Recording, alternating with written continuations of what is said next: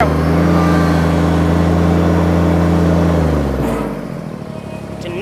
on Scrappy Time, I got my good friend and my union president, Ed McDaniel. We're talking labor issues and unions. It's going to be a good time. I'm really going to enjoy this. Go ahead, Ed.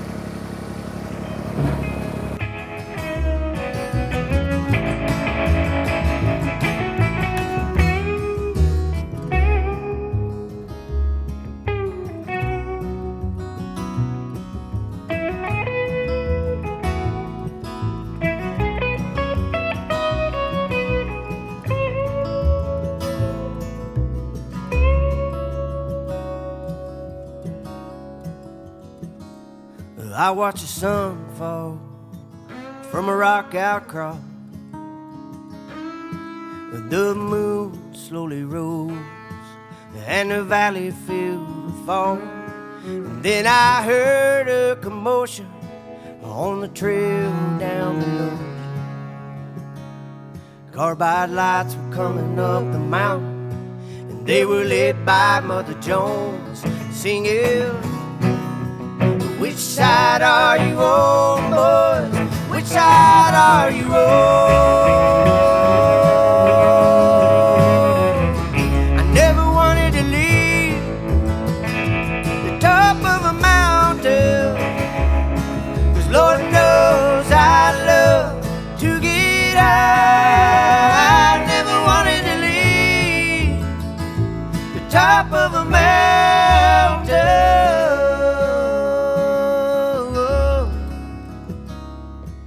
unless I was headed to the by and by, to that mountain in the sky, the sweet by and by. Hey everybody, we're on the back porch again today with my old dog Indy and my good friend Ed McDaniel from the United Campus Workers.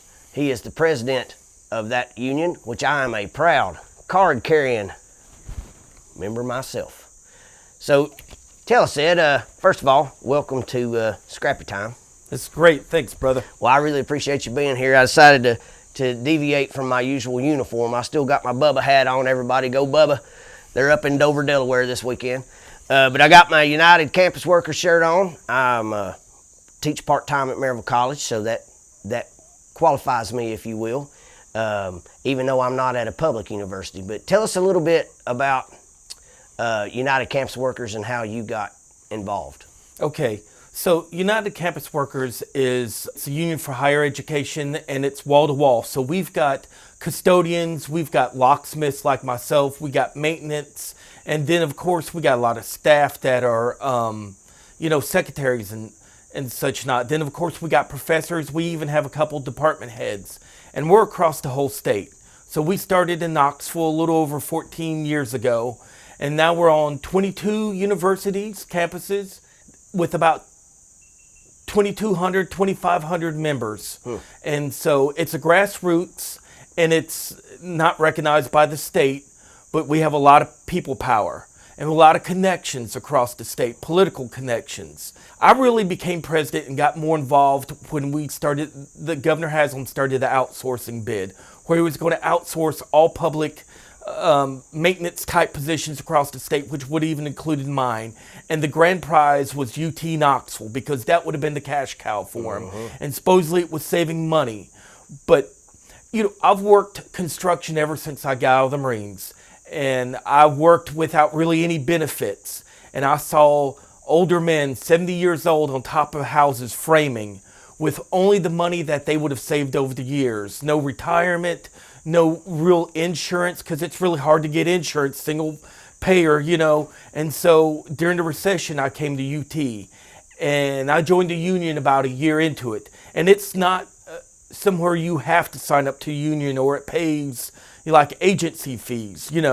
It's not recognized by the state, so you kind of believe in the cause and join on your own. And I did. Then like a few years in, the governor tried to outsource jobs, and I was like, Lord, what am I going to do? This is my future. There's a little bit of retirement in my medical, and they said they were going to keep things like that. Then the union looked into it, and it was not. And then we started, doing a lot of actions, rallies, getting attention, going to the media. Good trouble. Yeah, causing trouble, which we do. We are troublemakers, and the way that things are, they make us become troublemakers.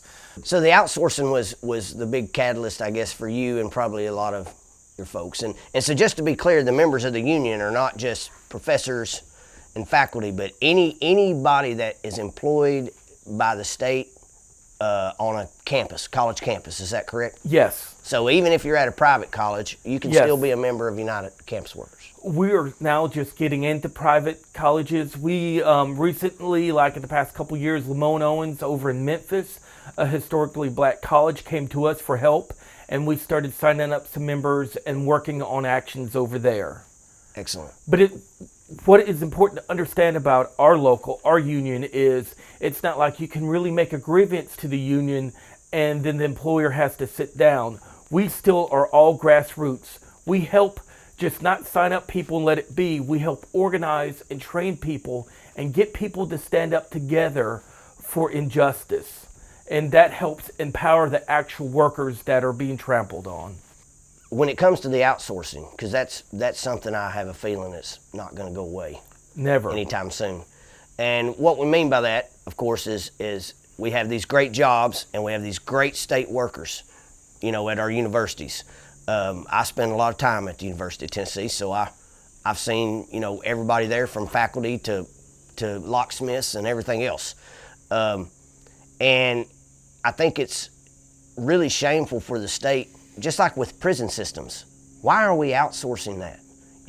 Own your own crap, for lack of a better term. Absolutely. And I see that we have anything else we've outsourced, I see that we have issues. Whether it's state parks or at universities, that needs to be the pride of our state from an education standpoint and from a parks and recreation standpoint. And we need our state people there running the show. Thank you, Jay. I'm glad you get it, and that's why we endorse you, because, yeah, absolutely. You stand up for us, for the working class, and I'm not saying private sector is bad. It does work, and there are private sector jobs that take care of people, but when you're outsourcing state jobs, so it costs taxpayers less money, and they still have to pay the outsourcing company, then the outsourcing company doesn't deliver, then you've lost. So what are some of the things outside of outsourcing that United Campus Workers, while you've been in a leadership position anyway, what are some of the main things you're working on? Not just here in Tennessee, but just so everybody knows, United Campus Workers started in Tennessee, but has expanded to some other states since you've been president, right? It has. And each state has their own leadership. I'm responsible for Tennessee. Then the others, because some organizers that started with us has left and go on to the greater Southern District and saw that our model worked, has created other locals and close states. But some of the things that I've been part of is right after the outsourcing victory, they tried to take tenure away from professors. They'd still have tenure, but it wasn't quite the same. They were going to have to go through a lot more proving themselves every year, and we fought against that. Right now, we are trying to hold the state and campuses accountable for the protection of students and workers due to the whole COVID crisis. It's a little catch-22. A lot of us fear, like, if we're not coming back to work, there could be possible layoffs, but we don't want people to come back to work where we're getting sick and dying, or we're taking COVID home to our families and they're getting sick. We also want the protection of the students who I know want to be back, but they also want this education, but we want them safe. So that's another involvement, is holding campuses accountable. Make sure they're doing what their proper steps for PPE and hand sanitizer, mask requirements, all that stuff, right? Absolutely. I know in the last year or two, I'm not sure exactly when, but you got an award. And tell us who that was awarded by and the name of the award and how you managed to get yourself in that position. There's a couple, and it's definitely when you say you, we mean the royal you and we, because it was the whole local union. But yes. Yeah, so after our outsourcing victory, there's this kind of outside the norm labor teaching movement called Labor Notes, which is incredible. And every 2 years, they have a Labor Notes conference, which, it's just more than some conferences where you're hanging out. There's a lot of classes. And so they recognize certain very harsh to win victories, that were fighting overwhelming odds, such we were, and they recognize them with something called the Troublemakers Award. So just about 3 years ago, we won the Troublemakers Award. And myself and Thelma Jean, who was a custodian in Memphis, we both spoke and received it. And we took our whole local contingent with us on stage. And it was pretty powerful. During that whole time, we had the West Virginia teachers, fighting for, teachers' rights and starting throughout this, whole country. And they were coming up and said we inspired them. And of course, man, I was crying and stuff. It was pretty powerful. Yeah. It was good to be recognized for, what had gone on. And, there are people, I wouldn't say this, but there's people that said our victory was like the biggest thing in the labor movement since, the sanitation worker strike in Memphis. Wow. That's a little bit too heavy. I think that's far more, gigantic than what we did, but it shows when like-minded people, I know folks in the United Campus Workers that we may not think alike on other issues, but when it comes to labor and such, we are there in solidarity. And it always amazes me, and the reason I'm a union person is because I'm going to talk to the workers if I really want to know how a company's or a institution's running. Those are the people who are really keeping it rolling. And, we've seen the bad side of contracting stuff out. TVA and Jacobs Engineering is the first one that comes to mind, and we're going to be doing a show about that soon. But, what, and kind of to wrap this up, just unions in general and labor issues, why do you think it's so important? Yeah, because unfortunately the higher ups, be it state, federal, private industries, are not benevolent. If it is not for labor movements doing what they need to do, holding the higher ups, businesses accountable, people will not be treated properly. This is unfortunate, but this is the truth. We have 5-day weeks because of labor unions. We have Labor Day off because of labor unions. We have raises and 40-hour work week. 40-hour work week. Overtime pay. Overtime and benefits because of labor unions. And there's a long way to still go for things to improve. There's so much money floating around the top. And it's built on the breaking of the back and the sweat of the brow of the working class of this world who deserve a better treatment than we receive. And I can't say this by myself, but I can say this with labor union membership, where I have the safety of the blanket of my labor union and my brothers and sisters. We just went to church, everybody. I think we can all sit here and thank Ed for all his work and effort. As a member of his union, I certainly appreciate your leadership. I think you've done it exceptionally well. And it's so important for people, if you don't know about labor issues and don't understand why people like Ed and I think right to work is a bad idea and different things, look into it, because our workers are what keeps America moving. The dollars get spent to provide those jobs, but if we don't take care of our fellow humans, we're not succeeding as a country. So thanks for helping us get there. And everybody, if you ever get a chance to watch Captain Ed's Vinyl Voyage when all this virus BS is over with, go check him out. He knows how to spin some records, and I love this guy. I love you, Jay. Thank you, brother. He was behind me, right there in my mirror, that red, white, and blue STP. If it hadn't been for the number 483, I could have been the king. Hey everybody, I hope you enjoyed that interview with my good friend Ed McDaniel. He's a great friend, but he's also a great union president, and I appreciate that. Unions are incredibly crucial to many people, including my family. This is my papaw's old United Mine Workers retiree hat. He was a coal miner for 42 years. He died of black lung and had to fight the government and the coal companies until he died in order to get the benefits that he was promised.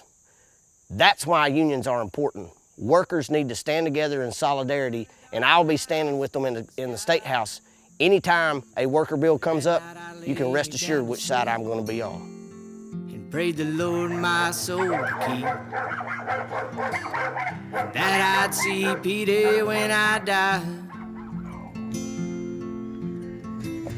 And Lord, I hope you love dogs too. I think Jesus loves dogs too. As the years passed on, many dogs had come and gone.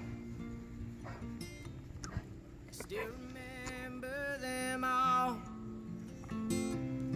There was Pat, Snowflake, and Sadie,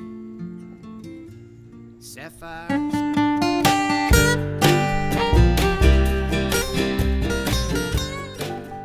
Hey everybody, I hope you enjoyed this episode of Scrappy Time. Please tune in next Thursday at 8 o'clock when we'll be putting out another episode. Again, I don't know what it's about, but Noop and Tula, they can't wait, and neither can I. Well, my daddy's dead. He used to work down in the mines. Never saw the light of day, at least not most of the time. A wife at home and 2 hungry mouths to feed. Sunday was his day off, and he'd prop up his feet and sit on the front porch and listen to that whistle blow. Hear the wheels screech across the rails. Hey everybody, I want you to know that campaigns run on money, and we need your help. Whether it's a one-time payment or recurring, you can do it at jclark410.com. Sure like to seen it before they hauled it all away.